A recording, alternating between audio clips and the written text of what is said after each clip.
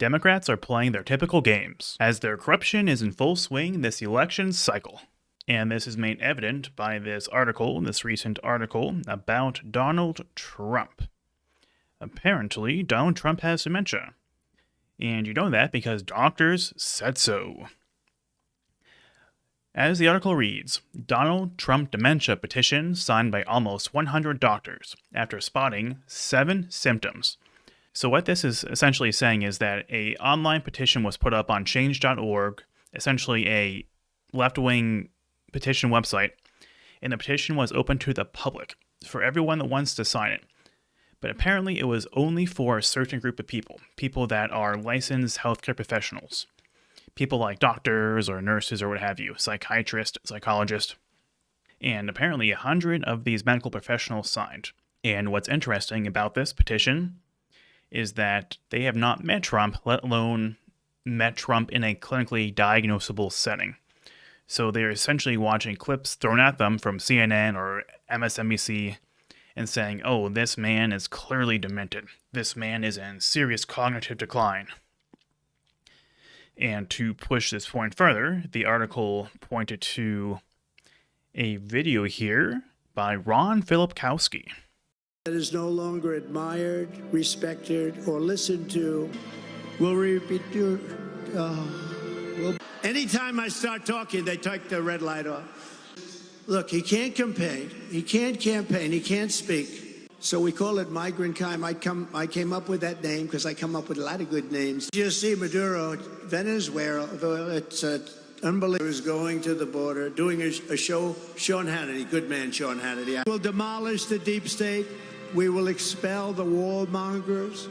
Production in the United States, country, even Argentina, they went MAGA. You know Argentina, great guy.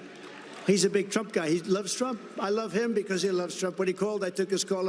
Anybody that loves me, I like them. And when I saw this tweet here, I thought, who is Ron Filipkowski? What kind of person would produce this sort of content online? So I looked into this Ron Filipkowski character, and I go to his Twitter profile, and the first thing I see is his banner. It is a part of the Constitution. It says, "We the people."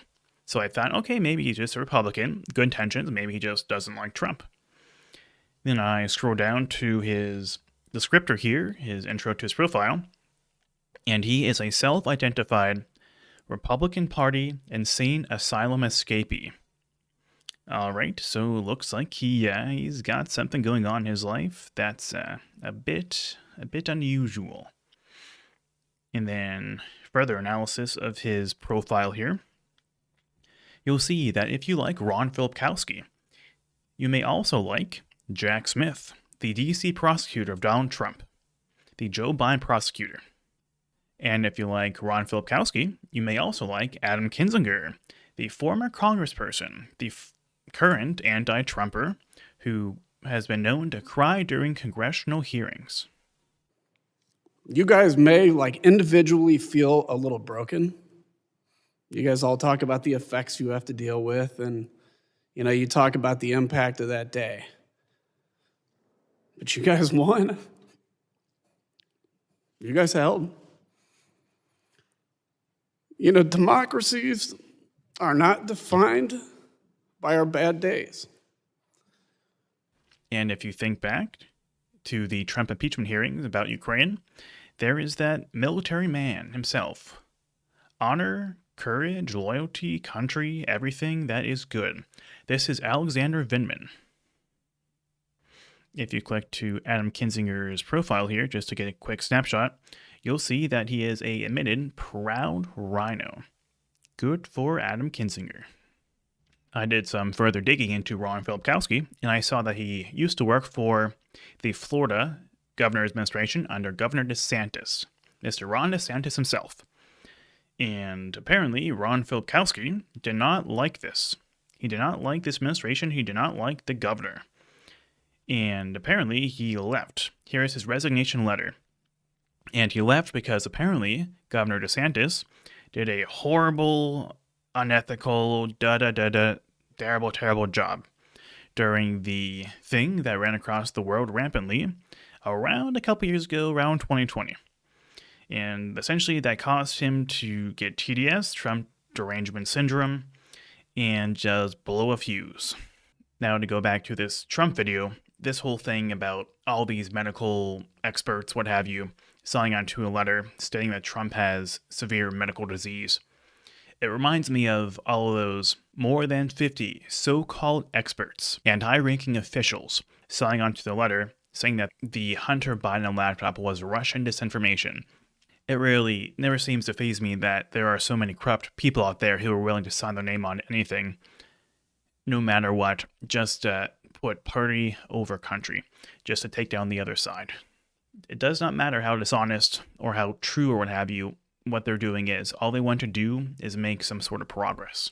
And how they define progress is, if you're watching my channel, probably is different than how you define progress. And what the left really tends to do here, it's a common strategy of theirs, is they use projection. They know what you're going to call them, so they say, oh, that's not me, that's not us, that is you. Take a look at yourself, you are X, Y, and Z. So in this case, the common thing that the country sees about Biden is that he's the one in cognitive decline. He likely has dementia. I'm not here to diagnose him, I'm not a doctor, but I think like a lot of the country, I know what dementia looks like. I guess to define dementia real quick, all it really means is that your brain is not functioning as good as it used to the point that it really interferes with your daily living. Looking at Trump, you can tell that he probably does not have dementia, probably is nowhere near it. He works harder than probably anybody his age. He's at least top 5, top 10. And he's on the campaign trail constantly doing rallies, talking for extended periods of time, talking very clearly. And no matter how the video showed that he might have a gap occasionally, Trump goes out there day in, day out, and he does his thing. He's always very prepared, very eloquent, well-spoken, very funny. He's very comedic. He's like a stand-up comedian half the time. He's a big-time performer, and that's why people like him. Now oppose this to Joe Biden, who has more gaffes than we can count, and I'm not going to go through every single thing with a montage to show it, but I'll show a couple here because I think they're just kind of a couple that stand out in my mind, kind of because they're kind of funny. Granted, they're sad, but they're also kind of funny. The first being Joe Biden posing alongside AFL-CIO union members for a photo, where he was wearing a hard hat backwards. This may just seem a little bit silly, but it is yet another example of the leader of the free world getting the small details wrong that any regular person should be getting right. As somebody that tries to associate himself with the working class, you would think he would, at the very least, know how to wear a hard hat. And there was Biden turning after a speech to shake a person's hand that does not exist. Unless he can see ghosts, which I don't think he can. Nobody was there. God bless you all.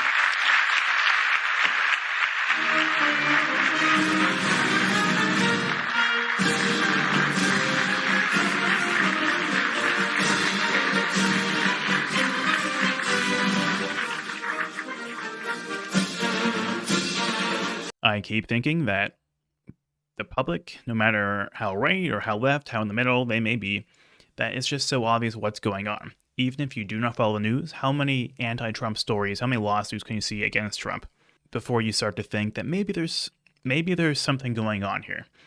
Maybe they are trying to pick away at something, trying to chip away at something that they shouldn't be. Maybe they're trying to create an issue that does not exist.